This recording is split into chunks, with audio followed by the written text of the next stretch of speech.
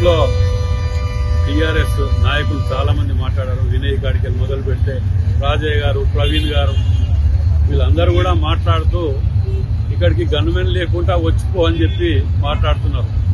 వాళ్ళ తీరుగా యూనివర్సిటీ ఉద్యమకాలను రెచ్చగొట్టిన తర్వాత 10 ఏళ్లలో ఎన్నడన్నా గన్మెన్లు లేకుండా మీరు యూనివర్సిటీకి వెళ్ళినరా, మీరు మార్కెట్ కు వెళ్ళినరా?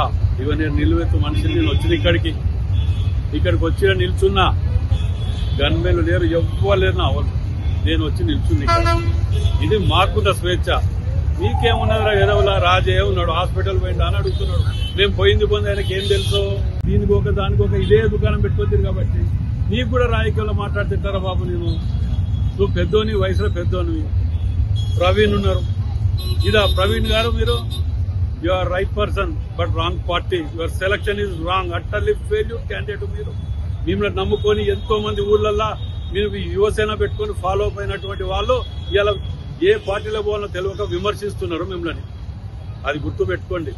ఇక వినయ్ భాస్కర్ గారి గురించి నేను చెప్పాల్సిన అవసరం ఏమున్నది? నువ్వు చెయ్యని దందా లేదు, ముంచని లేదు, కబ్జా చేయని లేదు, నీ చరిత్ర అంతా నేను బయట పెడతాను.